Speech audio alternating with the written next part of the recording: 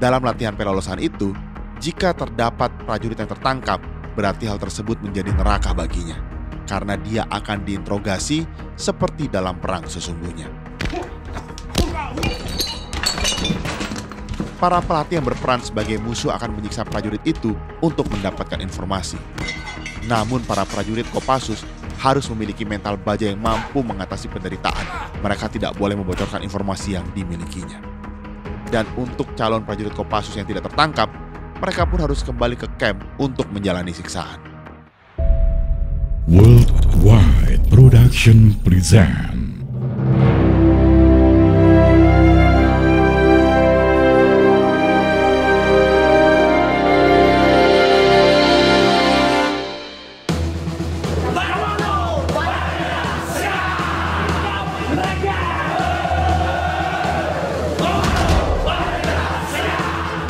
Kopassus merupakan pasukan yang terkenal ahli dalam pertempuran hutan. Namun ternyata, mereka pun mampu menunjukkan ketangguhannya di medan bersalju. Dikutip dari buku Kopassus untuk Indonesia, karya Iwan Santosa dan E.A. Natanegara, kemampuan bertempur Kopassus di medan yang ekstrim pernah ditunjukkan saat mereka berlatih dengan pasukan khusus Korea Selatan, yakni pasukan Batalion 707. Batalion 707 merupakan salah satu pasukan khusus Korea Selatan yang spesifik menangani terorisme. Batalion ini di bawah Komando Perang Khusus Angkatan Darat Republik Korea atau Republic of Korea Army Special Warfare Command. Pada saat latihan gabungan itu, prajurit Kopassus mampu mengimbangi kemampuan pasukan Komando Korea Selatan yang berlatih di dalam sungai es yang membeku. Walau prajurit Kopassus berasal dari daerah tropis yang bersuhu panas, namun prajurit bermental baja itu bisa segera beradaptasi dengan suhu udara dingin yang sangat menusuk.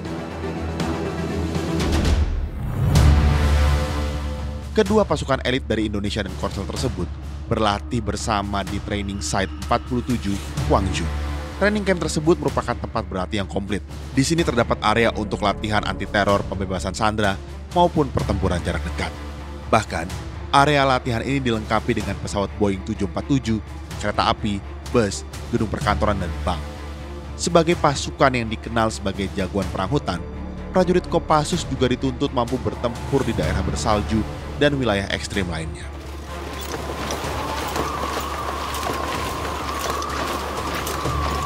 Cuaca dingin menusuk tulang di Korea tersebut bukanlah halangan bagi para prajurit Kopassus. Saat latihan fisik berupa lomba lari menuju bukit dengan pasukan Korea, prajurit Kopassus bisa mencapai puncak terlebih dahulu. Sangarnya fisik dan mental prajurit Kopassus tersebut merupakan hasil dari kerasnya pelatihan di Kopassus. Memiliki spesifikasi sebagai pasukan khusus dengan kemampuan yang spesial, latihan prajurit Kopassus memang lebih keras dan berbeda dengan tentara reguler. Prajurit Kopassus dilatih secara khusus di beberapa bidang tertentu. Kerasnya latihan prajurit Kopassus tertulis dalam buku mantan Kepala Staf TNI Angkatan Darat Jenderal Purnawirawan Pramono Edi Wibowo yang berjudul Pramono Edi Wibowo dan Cetak Biru Indonesia ke Depan. Disebutkan bahwa latihan berat prajurit Kopassus sudah menanti saat mereka tiba di Cilacap. Cilacap merupakan tempat latihan tahap ketiga yang disebut latihan tahap rawa laut. Calon prajurit komando berinfiltrasi melalui rawa laut.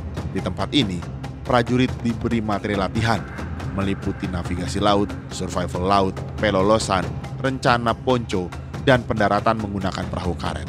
Para prajurit Kopassus harus mampu berenang melintasi selat dari Cilacap ke Nusa Kambangan.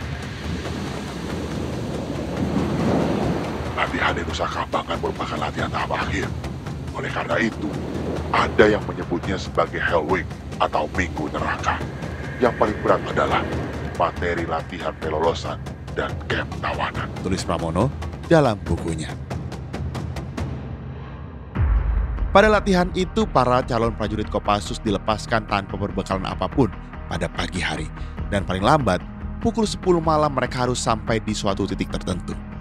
Selama latihan pelolosan ini, calon prajurit Kopassus harus mampu melewati segala macam rintangan, baik rintangan dari alam ataupun tembakan dari musuh yang mengejar. Dalam latihan pelolosan itu, jika terdapat prajurit yang tertangkap, berarti hal tersebut menjadi neraka baginya, karena dia akan diinterogasi seperti dalam perang sesungguhnya. para pelatih yang berperan sebagai musuh akan menyiksa prajurit itu untuk mendapatkan informasi. Namun para prajurit Kopassus harus memiliki mental baja yang mampu mengatasi penderitaan. Mereka tidak boleh membocorkan informasi yang dimilikinya. Dan untuk calon prajurit Kopassus yang tidak tertangkap, mereka pun harus kembali ke camp untuk menjalani siksaan. Selama 3 hari, para calon prajurit Kopassus menjalani latihan kejam di camp tawanan. Prajurit Kopassus akan mengalami siksaan fisik yang hampir mendekati batas daya tahan manusia. Dalam konferensi Jenewa, tawanan perang dilarang disiksa. Namun, para calon prajurit komando itu dilatih untuk menghadapi hal terburuk di medan operasi. Sehingga bila suatu saat seorang prajurit komando diperlakukan tidak manusiawi oleh musuh yang melanggar konvensi Jenewa, mereka sudah siap menghadapinya.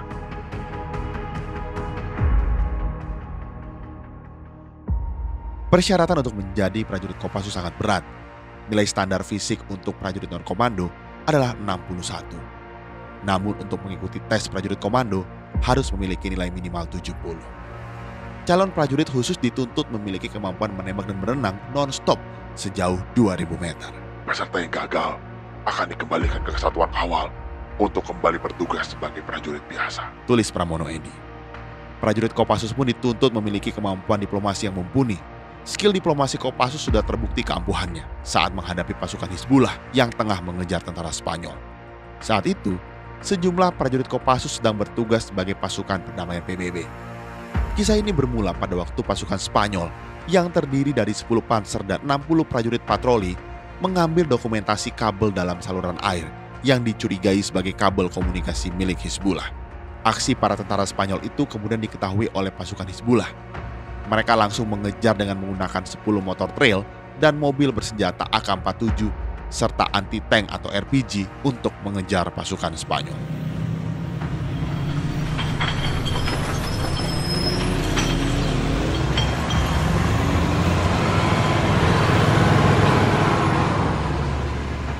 Pasukan Spanyol seketika kabur menuju pos tentara Lebanon, yang kebetulan terdapat prajurit Kopassus di sana. Para prajurit Spanyol lalu meminta pertolongan kepada prajurit Kopassus. Komandan pasukan Garuda itu lalu memerintahkan seorang perwira Kopassus untuk berdiplomasi dengan tokoh Hizbullah. Mereka pun berdialog untuk menyelesaikan kesalahpahaman agar tidak terjadi konflik. Hizbullah pun bersedia untuk menyelesaikan masalah dengan damai, dengan syarat tentara Spanyol menyerahkan dokumentasi yang mereka dapatkan di saluran air. Pihak Hizbullah bersedia berdamai karena mereka menghormati tentara Indonesia. Disaksikan tentara Indonesia, pasukan Spanyol akhirnya memberikan memory card mereka kepada Hizbullah untuk menghindari terjadinya tembak-menembak. Dan akhirnya konflik pun dapat dicegah tanpa menimbulkan korban jiwa. Prajurit Kopassus memang dituntut untuk mahir berdiplomasi, di samping memiliki kemampuan tempur yang hebat.